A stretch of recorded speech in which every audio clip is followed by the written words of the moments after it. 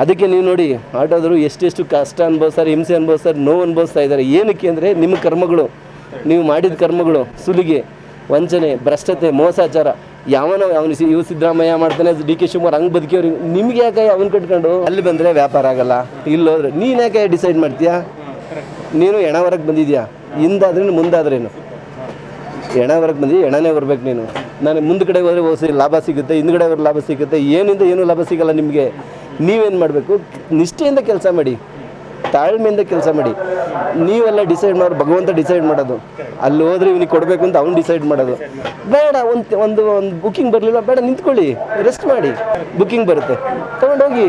ಅಲ್ಲಿಗೆ ಬರಲ್ಲ, ಅಲ್ಲಿ ಇಲ್ಲಿ ಹೋಗಲ್ಲ, ನೀವೇನು ಡಿಸೈಡ್ ಮಾಡಬೇಡಿ. ನೀವು ಇಲ್ಲಿ ಭೂಮಿಗೆ ಬಂದಿರೋದೇ ಭಗವಂತನ ವರ, ನಿಮ್ಮ ತಂದೆ ತಾಯಿಗಳ ಶ್ರಮ. ನಮ್ಮದಿಲ್ಲಿ ಏನೇನೂ ಇಲ್ಲ, ನಾವಿಲ್ಲಿ ಸುಮ್ಮನೆ ನೆಪ ಮಾತ್ರ ಬಂದಿದ್ದೀವಿ. ಡ್ಯೂಟಿ ಮಾಡಬೇಕು. ಸೇವೆನ ಎಲ್ಲಿ ಬೇಕಾದ್ರೂ ಇದ್ರೂ ಸೇವೆ ಮಾಡ್ಬೋದು. ಭಗವಂತನ ಹತ್ರ ಬಂದು ಸೇವೆ ಅಲ್ಲ, ತಪ್ಪು. ಏನಕ್ಕೆ ಅವ್ರ ಭಾಷೆಯಲ್ಲೇ ಮಾತಾಡೋದು, ಅದೆಲ್ಲ ಮಾಡಬಾರ್ದು. ಅವರೊಬ್ಬ ಮನುಷ್ಯ, ಅಲ್ಲೂ ಅವರ ಬರಲಿ. ನಾನು ಕೆಟ್ಟದಾಗ ನನ್ನ ಕೈಯಾರೆ ನೋಡಿ, ನನ್ನ ಕಣ್ಣಾರೆ ನೋಡಿದ್ದೀನಿ. ಅವಳು ಆ ಥರ, ಇವಳು ಈ ಥರ, ಆ ಥರ ಎಲ್ಲ ಮಾಡಬಾರ್ದು. ಏನಕ್ಕಪ್ಪ ಮಾಡ್ತೀರಾ?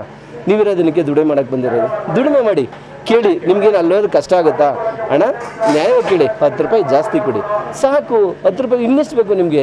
200, 300. ಅದು ನಿಮ್ಗೇನಾಗುತ್ತೆ, ಪ್ಲಸ್ ಅಕೌಂಟ್ಗೆ ಹೋಗುತ್ತೆ, ಮೈನಸ್ ಅಕೌಂಟ್ಗೆ ಹೋಗಲ್ಲ. ಅದು ಪ್ಲಸ್ ಅಕೌಂಟ್ ಕರ್ಮ ರಿಟರ್ನ್ ಆಗುತ್ತೆ ನಿಮಗೆ. ಅದಕ್ಕೆ ನೀವು ನೋಡಿ ಆಟೋದರು ಎಷ್ಟೆಷ್ಟು ಕಷ್ಟ ಅನುಭವಿಸ್ತಾರೆ, ಹಿಂಸೆ ಅನುಭವಿಸ್ತಾರೆ, ನೋವು ಅನುಭವಿಸ್ತಾ ಇದ್ದಾರೆ. ಏನಕ್ಕೆ ಅಂದರೆ ನಿಮ್ಮ ಕರ್ಮಗಳು, ನೀವು ಮಾಡಿದ ಕರ್ಮಗಳು, ಸುಲಿಗೆ, ವಂಚನೆ, ಭ್ರಷ್ಟತೆ, ಮೋಸಾಚಾರ. ಅವನು ಇವು ಸಿದ್ದರಾಮಯ್ಯ ಮಾಡ್ತಾನೆ, ಡಿ ಕೆ ಶಿವಕುಮಾರ್ ಹಂಗೆ ಬದುಕಿಯವ್ರಿಗೆ ನಿಮ್ಗೆ ಯಾಕೆ ಅವನು ಕಟ್ಕೊಂಡು? ಪ್ರಯಾಣ ಮಾಡೋರು ನಮ್ಮ ಅಣ್ಣ ತಂದಿರೆ, ಅವ್ರನ್ನ ನಾವು ದಬ್ಬಾಳಿಕೆ ಮಾಡಿ ಕಿತ್ಕೊಂಡ್ರೆ ಪ್ರಯೋಜನ ಆಗಲ್ಲ. ಇವಾಗ ನಾನು ಚೆನ್ನಾಗಿರ್ಬೋದು, ನಾಳೆ ಅವ್ರು ಸಫರ್ ಪಡ್ತಾರೆ, ಅದು ಡಬ್ಬಲ್ ನನಗೆ ಶಾಪ ಆಗುತ್ತೆ. ಅವನ ಕರ್ಮ ಅವನು ಅನುಭವಿಸ್ತಾನೆ. ನಿಮಗೆ ಬೇರೆಯವ್ರ ಕತೆ ಬೇಡ, ನಿಮ್ಮ ಕತೆ ಮಾತಾಡಿ, ಕೂತ್ಕೊಳ್ಳಿ, ದುಡ್ಡಾಗುತ್ತೆ, ಸಂಪಾದನೆ ಮಾಡಿ, ಚೆನ್ನಾಗಿ ನಿಮ್ಮ ಕುಟುಂಬನೂ ಚೆನ್ನಾಗಿರುತ್ತೆ. ನೆಮ್ಮದಿ ನಿಷ್ಠೆಯಿಂದ ಬದುಕಿ. ನಿಮಗೆ ಅವನು ಕೋಟಿ ಮಾಡ್ಕೊಂಡು ನಿಮ್ಗೆ ಅವ್ನು ಬೇಡ, ಅವ್ನು ಕೋಟಿ ತಿನ್ನೋನು ಇಡೀ ಅನ್ನನೇ ಅಲ್ವಾ? ನೀವು ತಿನ್ನೋದು ಇಡೀ ಅನ್ನೋದು ಮತ್ತೆ ಯಾಕೆ ಬೇಕು?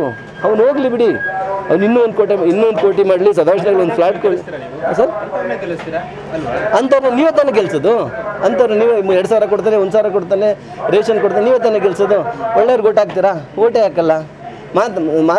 ಮಾತಾಡ್ತೀರಾ, ಅವ್ನು ಸರಿ ಇಲ್ಲ, ಇವ್ನು ಸರಿ ಇಲ್ಲ, ಮತ್ತು ಅಂಥವನ್ನ ಗೆಲ್ಲಿಸ್ತಾರೆ. ಗೆಲ್ಲಿಸ್ಬಿಟ್ಟು ನೀವು ಅನುಭವಿಸಿ, ಶಿಕ್ಷೆ ನೀವು ಮಾಡಿದ್ದು ನೀವು ಅನುಭವಿಸಿ. ನಮಗೆ ಇದು ಬೇಡ, ಒಟ್ಟು ನಾನೀಗ ಚೆನ್ನಾಗಿರ್ಬೇಕು, ನಾನು ಚೆನ್ನಾಗಿರಬೇಕು. ಅದನ್ನು ನೀವು ಆ ಥರ ಮಾಡೋಕ್ಕೆ ಹೋಗಬೇಡಿ. ಗೌರವ ಕೊಡಿ, ಗೌರವ ತಗೊಳ್ಳಿ. ಯಾರನ್ನು ಕೇವಲವಾಗಿ ನೋಡೋದೇ ಇಲ್ಲ. ಅದು ಆಟೋ ಚಾಲಕರು ನಮ್ಮ ಅಣ್ಣ ತಮ್ಮದಿರೋ ಥರ ತಿಳ್ಕೊಳ್ತಾರೆ. ನೀವು ನಮ್ಮ ಅಕ್ಕಗಿರೋ ತಿಳ್ಕೊಳ್ಳಿ. ಅವಳು ಬಂದ್ಲು, ಇವಳು ಬಂದ್ಲು, ಅವಳೋದ್ಲು, ಯಾಕೆ ಮಾತಾಡ್ತೀರಾ? ನಿಮ್ಮ ಅಕ್ಕಂಗೆ ಹಾಗೆ ಮಾತಾಡ್ತೀರಾ? ನಿಮ್ಮ ಅಕ್ಕಂಗೆ ಹೇಗೆ ಮಾತಾಡ್ತೀರಾ? ನಿಮ್ಮ ತಾಯಿಗೆ ನಾನು ಬೇರೆಯವರು ಡ್ರೈವ್ ಬಂದು ನಿನ್ನ ಹೆಂಡ್ತಿ ನನ್ನ ಗಾಡಿ ಕೂತ್ಕೊಂಡು ಹೋಗಿ ಬರೋದು ನೀನು ಕೇಳ್ಬಿಡ್ತೀರಾ? ಕೇಳಲ್ಲ. ಅದು ನೋವಾಗುತ್ತೆ ನಿಮಗೆ. ಬಿಡಿ, ಅದು ನಮ್ಮ ಅಕ್ಕ ಅಂದ್ಕೊಳ್ಳಿ, ನನ್ನ ತಂಗಿ ಅಂದ್ಕೊಳ್ಳಿ ಅಲ್ವಾ? ಸಮಸ್ಯೆನೇ ಇರಲ್ಲ. ಮಾತಾಡ್ತಿರ್ತಾರೆ, ಬರಲ್ಲ. ಹೌದು. ಸರ್, ಈಗ ತುಂಬ ಸುಧಾರಿಸಿದ್ದಾರೆ. ಈಗ ಆನ್ಲೈನ್ ಬಂದ ಮೇಲೆ ನಿಮಗೆ ಆ ಸಮಸ್ಯೆಗಳಿಲ್ಲೇ ಇಲ್ಲ, ಆ ಸಮಸ್ಯೆಗಳೇ ಇಲ್ಲ. ಯಾಕೆ ಅಂತಂದರೆ ಆನ್ಲೈನಲ್ಲಿ ಬುಕ್ ಬಾರಿ ಮುಚ್ಕೊಂಡು ಬರ್ತಾರೆ. ಈಗ ಯಾರಿಗಾಗತ್ತಿದೆ, ನನಗಾಗತ್ತಿದೆ, ನಾನು ಅಕ್ಸೆಪ್ಟ್ ಮಾಡ್ಕೊಂಡು ಹೊರಟೋಗ್ತೀನಿ. ಅವ್ರು ಮಾತಾಡೋ ಚಾನ್ಸೇ ಇಲ್ಲ. ಬಂದಾಗ ಅವ್ರನ್ನ ಒಳ್ಳೆ ಮಾತಾಡಿ, ಬನ್ನಿ OTP ಕೊಡಿ, ಬನ್ನಿ ಹೋಗೋಣ, ಎಲ್ಲಿ ಹೋಗಬೇಕು ಮಾತಾಡಿ. ಕೇಳ್ತಾರೆ, ಇಂಥ ಕಡೆ ಹೋಗ್ಬೇಕಣ್ಣ, ಅಣ್ಣ ನನಗೆ ಅಲ್ಲಿ ಪಿನ್ ಸರಿಯಾಗಿ ತೊಗೊಂಡಿಲ್ಲ, ಸ್ವಲ್ಪ ಅಲ್ಲಿ ಬಿಟ್ಬಿಡಿನಿ, ಹೋಗಿ ಅರ್ಧ ಕಿಲೋಮೀಟ್ರ್ ಹೋಗಿ, ಏನು ನಿಮಗೆ ಕೊಡ್ತಾರೆ. ಇಲ್ಲ, ನಾನು ನಿಮ್ಗೆ ಹೇಳಿದ್ನಲ್ಲ, ಪಾಪ ಅಷ್ಟೇ ದುಡ್ಡು ತಂದಿರ್ತಾರೆ, ಬ್ಯಾಂಕಲ್ಲಿ ಬ್ಲಾಕ್ ಆಗಿರುತ್ತೆ, ಗಂಡ ಕೊಟ್ಟಿರಲ್ಲ, ಅಥವಾ ATMಲ್ಲಿ ದುಡ್ಡು ಇರಲ್ಲ. ಏನಕ್ಕೆ ನೀವು ಜಗಳ ಮಾಡ್ತೀರ ಅವ್ರ ಹತ್ರ? ಬಿಡಿ, 10 ರೂಪಾಯಿ ಬಿಡಿ, ಭಗವಂತ ಇನ್ನೊಬ್ಬರಿಂದ ಕೊಡ್ತಾರಲ್ಲ, 10 ರೂಪಾಯಿ ಇನ್ನೊಬ್ರು 20 ರೂಪಾಯಿ ತಂದು ಕೊಡ್ತಾರೆ. ಸರ್, ಸುಮಾರು ಸತಿ ನನಗೆ 300 ಆಗಿರೋ ಕಡೆ 500 ರೂಪಾಯಿ ಕೊಟ್ಟೋಗಿರೋ ಉದಾಹರಣೆಗಳಿದೆ. ಅದನ್ನೇ ನಾಯಿಗೆ ತೋರಿಸಿ, ರಸ್ತೆಯಲ್ಲಿ ಊಟ ಇಲ್ಲದೆ ಬಿದ್ದಿರ್ತವೆ ನಾಯಿಗಳಿಗೆ ಒಂದು ಬಿಸ್ಕೆಟ್ ಹಾಕಿ, ಅವು ನಿಮ್ಮನ್ನು ಕಾಪಾಡ್ತವೆ, ನೋವು ನಿಮ್ಮನ್ನು ಸ್ಪಂದಿಸ್ತವೆ. ನಿಮ್ಗೆ ಎಲ್ಲೇ ಹೋದರೂ ಬುಕ್ಕಿಂಗ್ ಬಂದೇ ಬರ್ತವೆ. ನಾನು ಆಟೋ ಚಾಲಕನಾಗಿ ಇದ್ಕೊಂಡು ಆಟೋದವ್ರ ಬಗ್ಗೆ ಮಾತನಾಡಬಾರ್ದು. ಅನ್ಯಾಯ ಆದರೆ ಮಾತಾಡ್ತೀನಿ. ಅನ್ಯಾಯ ಆಗ್ತಾಯಿಲ್ಲ, ಲಾಭ ಆಗ್ತಾಯಿದೆ ನನಗೆ. ಈಗ ಇನ್ನೊಂದು ಏನಾಗಿದೆ, EV ಗಾಡಿ, EV ಎಲೆಕ್ಟ್ರಿಕ್ ವೆಹಿಕಲ್ಲು ಈಗ ತುಂಬ ಬರ್ತಾ ಇದೆ. ಮುಂದಿನ ದಿನಗಳಲ್ಲಿ ಅದೇ ಆಗುತ್ತೆ. ನನಗೆ ಏನಾಗುತ್ತೆ, 150 ಕಿಲೋಮೀಟ್ರ್ ಓಡಿಸ್ಲಿಕ್ಕೆ ಕರೆಂಟ್ ಬಿಲ್ಲು ಬರೀ 50 ರೂಪಾಯಿ ಬರುತ್ತೆ.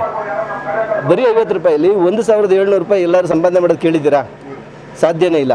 ಅದೇ ನಂತರ LPG ಗಾಡಿ ಇತ್ತು, 2,000 ರೂಪಾಯಿ ಮಾಡಲಿಕ್ಕೆ ಮಿನಿಮಮ್ 300-400 ರೂಪಾಯಿ ಗ್ಯಾಸ್ ಆಗ್ತಾಯಿದ್ದೆ. 4×3 12,000 ರೂಪಾಯಿ ಗ್ಯಾಸ್ದಾಯಿತು. ಮತ್ತು ಆಯಿಲ್ ಮೇಂಟೆನೆನ್ಸು, ಫಿಲ್ಟ್ರು, ಆಳು ಮುಳು ಮೇಂಟೆನೆನ್ಸು, ಅದಕ್ಕೆ 3,000 ಖರ್ಚಾಗ್ತಾಯಿತ್ತು. 12-15,000 ರೂಪಾಯಿ.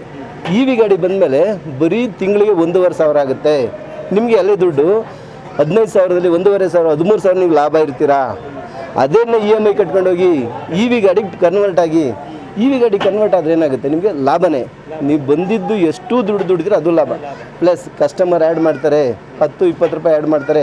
ಅದನ್ನು ನೀವು ಚಾರ್ಜಿಂಗ್ ಕೊಟ್ಕೊಳ್ಳಿ. 1,700 ಫುಲ್ ಪ್ಯಾಕೆಟ್ ತಗೊಂಡು ನೀವು ಮನೆಗೆ ತೊಗೊಂಡೋಗಿ. ಇಲ್ಲಿ ಯಾರನ್ನು ನೀವು ಉದ್ಧಾರ ಆಗಿ.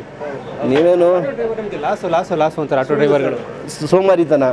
ಆಮೇಲೆ ಅಲ್ಲಿ ಬಂದರೆ ಇದು ರೈಟ್ ನ್ಯೂಸ್.